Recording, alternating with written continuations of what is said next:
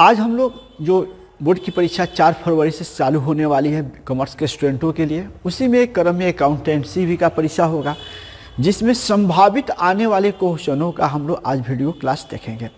जैसे आप लोग को जो सेट उपलब्ध गेस्ट क्वेश्चन का कराया गया है, उसमें सेट नंबर 1 का 33 नंबर क्वेश्चन आदित्य कुमार द्वारा बोला गया कि सर इसको बनाइए। चलिए, हमने आपके चैट सेक्शन में इस बात को लिखे थे, हमने स्टार्टअप कर दिए हैं। प्रत्येक दिन आपसे सवाल पूछेंगे, उसमें से अगर आप जो प्रॉब्लम आता है उसको रखते हैं तो उस पर हम निश्चित रूप से वीडियो बना देंगे। आज हम 33 नंबर क्वेश्चन पर डिस्कस करते हैं। क्वेश्चन नंबर जो 33 होगा वह जो पार्टनर अवकाश ग्रहण करते हैं, जो रिटायर करते हैं, वैसे क्वेश्चनों में से एक क्वेश्चन है। बहुत प्यारा सा क्वेश्चन, बहुत शॉर्ट क्वेश्चन दिया है।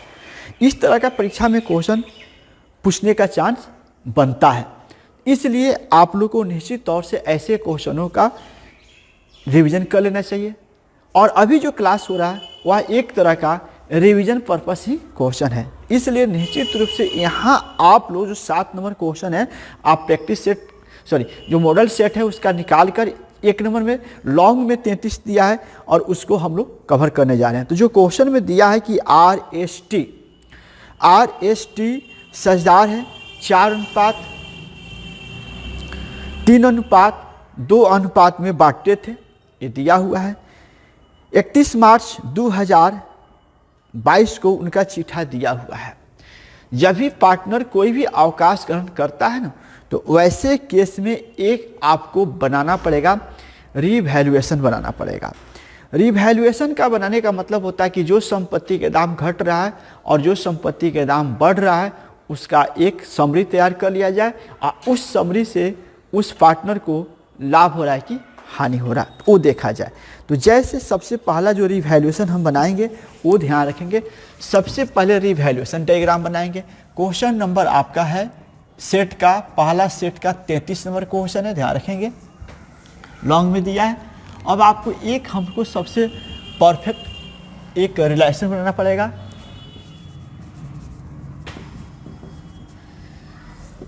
जो रिलेशन बनेगा उसको भी समझ लीजिए, सुन लीजिए कि किसी प्रकार से किसी भी संपत्ति या दायित्व के मूल्य में कमी होने से अगर आपको हानि होता है, इधर लिखा जाता है, और संपत्ति और दायित्व के पुनर्मूल्यांकन के कारण अगर लाभ होता है तो इधर लिखा जाएगा। ध्यान रखना है कि ज़्यादातर सवालों में संपत्ति के मूल्य में रिवैल्यूएट होता है तो उसके मूल्य में जो कमी होता है एसेट के मूल्य में, इधर लिखा जाता है, और एसेट के मूल्य में वृद्धि होता है तो इधर लिखा जाता है। जैसे पहला जो सवाल दिया, भूमि और भवन को 20% बढ़ाया जाए, तो लैंड एंड बिल्डिंग 1 लाख दिया है और उसका 20% निकालिएगा तो 20,000 होगा। इसलिए यहाँ पर क्या करेंगे, हम लोग लिखेंगे by land and building, short में भी लिख सकते हैं। उसके बाद दिया हुआ अगला पॉइंट, 20% बढ़ाया जाना है। ख्याति का मूल्यांकन 18,000 पर। ये देखिए, ख्याति जो है फर्म में जब पार्टनर अवकाश ग्रहण कर रहा है तो उसके मतलब लेजर में इसका काम आएगा। संदिग्ध ऋण की 5% प्रावधान कीजिए। देखिए, डेप्टर के मूल्य पर 5% प्रावधान करने के लिए कह रहा है, तो डेप्टर के मूल्य पर 5% कीजिएगा तो 750 आएगा, उसको लिखिएगा डेबिटर। ठीक है, अगला जो पॉइंट उसमें दिया हुआ है गौर से देखेंगे। डेप्टर के बाद हम बढ़ते हैं मशीन पर 10%, तो मशीन का जो मूल्य है उसका 10% निकालते तो मशीन का मूल्य दिया हुआ है 50,000, 10% निकालते हैं तो 5,000 आएगा, यहाँ 5,000 लिख दीजिए। यानी ये सारे जो मूल्य दिया है उसमें कमी हो रहा है, उसमें कमी हो रहा है। अब उसके बाद दिया है स्टॉक पर 5% अपलिखित कीजिए, फिर स्टॉक लिखिए, यानी सब में कमी लिख रहा है, सब में कमी किया जाए तो स्टॉक पर 5% कमी कीजिएगा तो स्टॉक का निकालिएगा तो 1500 आएगा। और उसके बाद दिया है कानूनी व्यय के संबंध में 1500 प्रावधान किया जाए, मतलब कानूनी शुल्क आपको देना है, खर्च है देना है, इसलिए 1500 रुपया यहाँ पर टू लीगल एक्सपेंस के नाम से लिखा जाता है। ये रहा आपका रिवैल्यूएशन अकाउंट। हम रिलेशन लिखें, गलती लिखें, ध्यान रखें कि ये रिवैल्यूएशन अकाउंट है, रिवैल्यूएशन अकाउंट है। तो रिवैल्यूएशन में क्या करना है ना कि जिसका दाम बढ़ा इधर, जिसका दाम घटा इधर लिख देना है, और इसको अब आप जोड़ लेना है। तो दिखने से ही पता चला कि बड़ा अमाउंट है, ये छोटा अमाउंट है। ठीक है, तो निश्चित रूप से इसको जोड़ चेट कीजिएगा तो 20,000 इधर आएगा और जो बड़ा होता है वहीं दोनों तरफ लिखा जाता है। क्योंकि इसका डिटेल क्लास हम लोग नहीं ले रहे, हम लोग सस्पेंस क्लास ले रहे हैं, यानी ये चैप्टर पहले से ऑलरेडी हम लोग सीख चुके हैं और आज इसको हम लोग सस्पेंस शॉर्टेज में ले रहे हैं, इसलिए यहाँ आएंगे। अब इसमें जो कमी आ रहा है जोड़ने के बाद 11,250 रुपये इधर कम आ रहा है, इस कम में आता है तो इसको प्रॉफिट बोला जाता है, और इधर कम आता है तो लॉस का सूचक होता है। प्रॉफिट या लॉस उससे कोई मतलब नहीं है। अगर प्रॉफिट होता है तो जितने पुराने पार्टनर हैं उनके बीच में बंटवारा करेंगे, लॉस भी होता है तो पुराने पार्टनर में पुराने रेशियो में बंटवारा करेंगे। इसलिए इसमें जो पुराने पार्टनर है 2R है, 2S है और 2T है, उनका ओल्ड रेशियो जो भी है उस ओल्ड रेशियो में बांटा जाएगा। तो ओल्ड रेशियो इनका दिया है 4:3:2, 4:3:2 शुरू में दिया। तो ये ध्यान रखना ओल्ड रेशियो में बांटेंगे तो इसको बड़ा जब करेंगे तो इसका अमाउंट आएगा 5,000। अब बांट कर देख लीजिएगा रेशियो में 3750 और इसमें आएगा 2500। इस तरह हम लोग इसको बांट दिए। इसके बांटने के बाद हम लोग ध्यान रखेंगे कि अब क्या करेंगे, ये सही ये ओल्ड रेशियो बांटिएगा। अब अगर कभी किसी प्रश्न में रेशियो का अभाव होगा तो बराबर बांट लीजिएगा। अब जो अवकाश ग्रहण कर रहा है ना, जो फर्म छोड़ के जा रहा, उसका एक लेजर सेपरेट बना देंगे, उसका एक लेजर बना देंगे, तो उसका एक लेजर बना देंगे, बस उसका एक लेजर बनाएंगे। सीधा जो पार्टनर फर्म छोड़ के जा रहा उसका एक लेजर बनाएंगे। तो पढ़ लेंगे एस छोड़कर जा रहा, सिर्फ एस का बनाइए, ज़्यादा बनाने की झंझट नहीं है। जो पार्टनर अवकाश कर उसका बनाइए। एस जा रहा है, एस निम्नलिखित शर्त पर अवकाश ग्रहण कर रहा है, बस उसी के बनाइए। क्या किताबों में बनाता है उससे नहीं ध्यान रखना है, हम लोग को जो पार्टनर अवकाश करता है उसका। अब उसको बनाने के लिए सबसे पहले चीज़ क्या करना होगा, उसका पूंजी उठा कर लाना होगा। एस का पूंजी 70,000 है, इसलिए बाई बैलेंस BD 70,000। चलिए एस का पूंजी हो गया। फिर उसके बाद जनरल रिजर्व दिया है तो जनरल रिजर्व भी इधर उठ के आएगा और एस का जितना हिस्सा है, सॉरी एस का पूंजी 45,000, सॉरी हम गलती कर दिए, एस का पूंजी 45,000 है और एस का पूंजी 45,000 है और जनरल रिजर्व में इसका हिस्सा आ रहा है 9,000। ओल्ड रेशियो में जनरल रिजर्व को बंटवारा भी ओल्ड रेशियो पर करेंगे। चलिए यहाँ 2 को ला लिए। अब बैलेंस शीट से जब बाहर निकलते हैं, बैलेंस शीट में कुछ बांटने वाला आइटम नहीं होता है, तो अब इसमें आ जाते हैं हम लोग। इसमें जो एस का है इधर उठ के आएगा 3750 और 2 रीवैल्यूएशन के नाम से लिखाएगा। चलिए ये 3 गो चीज़ हो गया। अब क्या करना होगा, इसके बाद सिंपल बात है कि जो फर्म में अवकाश करने के समय जो गुडविल का मूल्यांकन किया गया उसका ट्रीटमेंट करना होगा। तो दिया है फर्म का गुडविल जो दिया है उसका वैल्यू दिया है आपको 18,000 दिया है, इसलिए एस अवकाश ग्रहण कराए। एस का गुडविल जो होगा, एस का जो गुडविल होगा वो ध्यान रखेंगे 18,000 और एस का अनुपात 3/9 है, तो ये कटाइएगा तो 6,000 आएगा। ठीक है, 6,000 आया। अब इसको जो बच गया आर और टी के अनुपात, आर और टी का अनुपात 4:2 है, कटाइएगा तो 2:1 होगा, यानी इसी अनुपात में इसको बांटा जाएगा। इसलिए बांटा जाएगा तो लिखा जाएगा यहाँ पर आर पर 4,000, 6,000 को जो बांटिएगा 2:1 में तो 4,000 और आएगा और उसके बाद है टी 2,000, यानी इसको बंटवारा कीजिएगा तो इतना अमाउंट आएगा। ये हुआ पहला केसेज। तो आप एक बार ढंग से सुनते चलिए। ये तो हम निकालिए, इसमें इसका पूंजी ला, इसका जनरल रिवैल्यूएशन से उठा कर लाए हैं। ये गुडविल अगर है प्रश्न में तब इसको ऐसे ही नियम पर बांटेंगे। अब आ गया कि जो फर्म टूट रहा है, अवकाश ग्रहण कर रहा है, उस समय हम लोग को ज्वाइंट लाइफ पॉलिसी का वैल्यू 13,500 दिया है, इसलिए पहला स्टेप में निकाले। दूसरा स्टेप में वर्किंग नोट ये भी दिखाना है आपको, ये भी सवाल बनाते वक्त दिखाना होगा। वर्किंग नोट में आ जाएंगे। अब देखिए जो दिया है पॉलिसी, दिया है ज्वाइंट लाइफ पॉलिसी दिया है 13,500। तो 13,000 जो 500 दिया है उसको क्या करेंगे ना, 13,500 जो दिया है उसको इसमें से एस का हिस्सा निकाल देंगे, एस का शेयर, एस का हिस्सा निकाल देंगे। 13,500 और 3/9, यानी जो कटाने के बाद आ जाता है उसको लिख देंगे। तो 13,500 भागा 9 अगुना 3, यानी ये आ रहा 4500 हो गया। इसलिए 4500 क्या करेंगे, फिर यहाँ चढ़ा देंगे और लिख देंगे ज्वाइंट, यहाँ लिख देंगे ज्वाइंट लाइफ पॉलिसी, यहाँ तो बैंक से लिखा जाता है, चूंकि पैसा देना रहता है इसलिए बैंक लिखते हैं हम लोग, और कोष में लिख देगा ज्वाइंट लाइफ पॉलिसी। चलिए अब ये हो गया हिस्सा। अब इसको कुछ नहीं करना है, इसको जोड़ लेना है। और देखिए जोड़ने के बाद ध्यान रखेंगे, अवकाश ग्रहण करने वाले साझेदार को हम लोग क्या कर रहे हैं ना, उसको रुपया दे रहे हैं, उसको 5,000 रुपया नगद देना है। तो पहले 5,000 जो नगद देना है इधर लिख दीजिए, मतलब जो पार्टनर अवकाश ग्रहण कर रहा है तो उसको रुपया देना है, तो इधर लिखिए।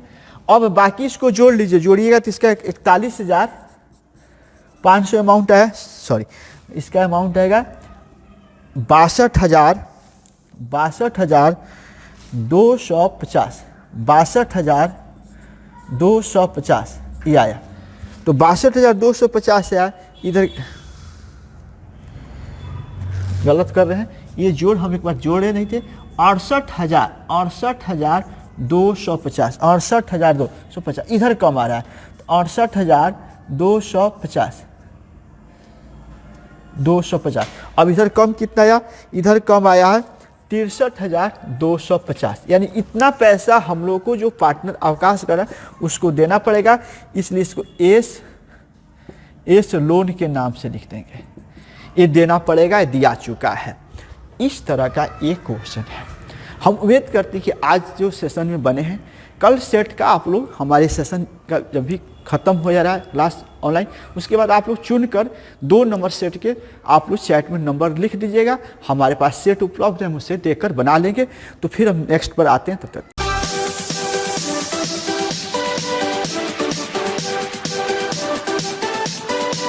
तो देखिए जो 34 नंबर क्वेश्चन भी सेट 1 का आया है, और 35 भी है, और 36 भी आ गया। लगभग आप लोग का बस प्रॉब्लम रखिए, भंडारा खोल देते हैं, ट्राई कुछ नहीं करते। चलिए कोई बात नहीं है।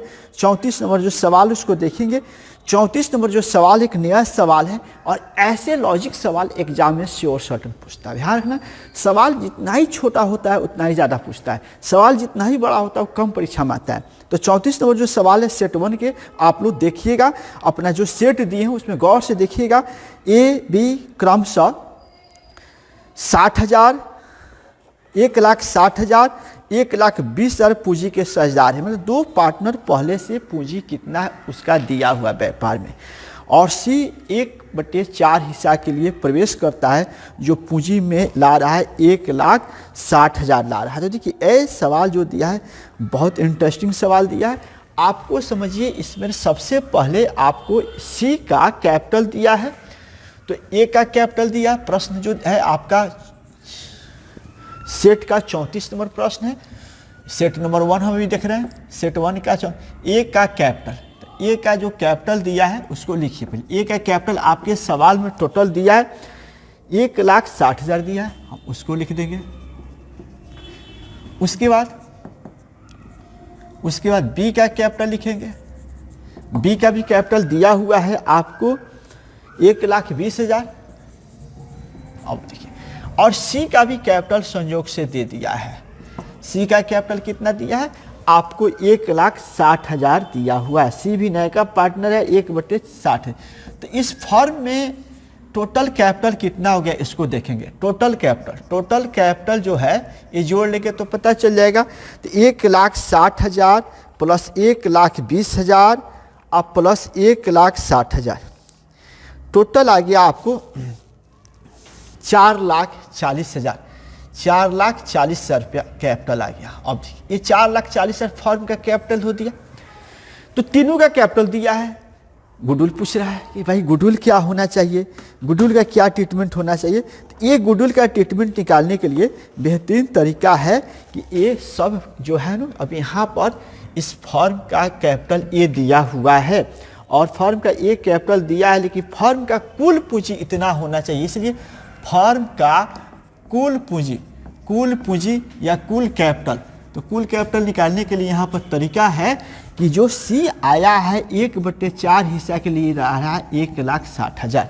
देखेंगे सी आया है और 1,60,000 रुपया दे रहा है, और कह रहा है कि हमको 1/4 हिस्सा चाहिए, तो उसको 1/60 देना पड़ रहा है। इसलिए कुल पूंजी निकालने के लिए 1,60,000 गुना 4 कर दिया जाएगा। यानी आपको 6,40,000 रुपये इस फर्म का पूंजी होना चाहिए। मतलब निकल गया कि जैसे सी आया और वह बोला है कि हमको 1/4 हिस्सा के लिए हमको रखिएगा और हम पूंजी 1,60,000 देंगे। इसी हिसाब से सबका पूंजी होना चाहिए। तो इसका चौथा हिस्सा के लिए ला रहा है तो कुल हिस्सा के लिए 4 से गुना कर देंगे तो कुल हिस्सा निकल जाएगा। जब कुल हिस्सा निकल जाएगा तो यहीं पर इसका गुडविल निकल जाएगा। इसलिए ये उठा कर लाएंगे, माइनस ये जो आया है माइनस कर देंगे। आज जो माइनस करने के बाद 2 लाख जो आ रहा है ये कौन चीज़ है? फर्म का गुडविल निकल गया। ये फर्म का गुडविल हो गया। तो फर्म का गुडविल निकल गया।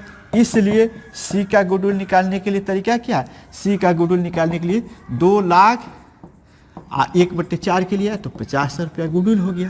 तो इस तरह वो कह रहा है कि आपका जो गारंटी पूछा है तो क्या होना चाहिए सी का गुडविल, वही आपसे पूछा है सवाल में कि ख्याति की गणना कीजिए और आवश्यक प्रविष्टि कीजिए। आवश्यक प्रविष्टि कीजिए, देखिए यहाँ आवश्यक प्रविष्टि कीजिए। तो इसमें सबसे बड़ी चीज़ है कि इसका गारंटी बनाना होगा। तो सी का गुडविल प्रभार है, इसलिए यहाँ सबसे पहले एंट्री होगा बैंक अकाउंट DR टू सी कैपिटल।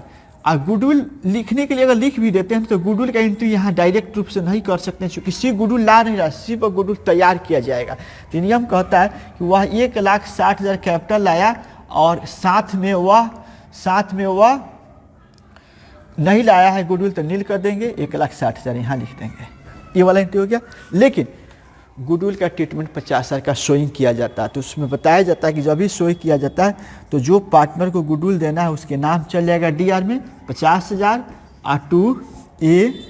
टू B के नाम पर रेशियो नहीं दिया है तो 25,000 और 25,000 में डाइवर्ट कर देते हैं। ध्यान सुनेंगे, फर्म में सबसे पहले गुडविल का मान हिडन किया है लेकिन कैपिटल तीनों का दिया, तीनों का कैपिटल इतना है। लेकिन जो सी आ रहा है कुल लेके आ रहा है 1,60,000 चौथे हिस्सा के लिए। तो कुल हिस्सा के लिए 6,40,000 ये 6,40,000 में से इसको जब माइनस करेंगे तो 2 लाख गुडविल का मान निकल गया। जो अल्टर होता है ना वैल्यू में वो गुडविल माना जाता है। फर्म का गुडविल हो गया, इस रेशियो के गुडविल इतना बन रहा है 50,000 बन रहा है लेकिन ला नहीं रहा है, नहीं ला रहा है तो इसके नाम पर ऐसे शो किया जाता है। ये सवाल सब पूछता है एग्जाम, सटीक सवाल है। तो ध्यान रखेंगे ये गुडविल नगद नहीं लेके आ रहा है तो इसलिए यहाँ नगद अगर गुडविल रहता कि 50,000 गुडविल लाता तो यहाँ लिख देते तो बस हर एंट्री नहीं करते, गुडविल बांटने का एंट्री कर देते। जब भी गुडविल कोई पार्टनर नहीं लाए तो वहाँ नील दिखा देंगे। लेकिन जो पार्टनर आया उसको DR में 50,000 और जो है पहले से उसको गुडविल उसको रेशियो में बांट देते हैं। तो यहाँ न्यू रेशियो कोई रेशियो है नहीं तो बराबर बांटेंगे। ये भी क्वेश्चन क्लियर हुआ। फिर देखते दूसरा।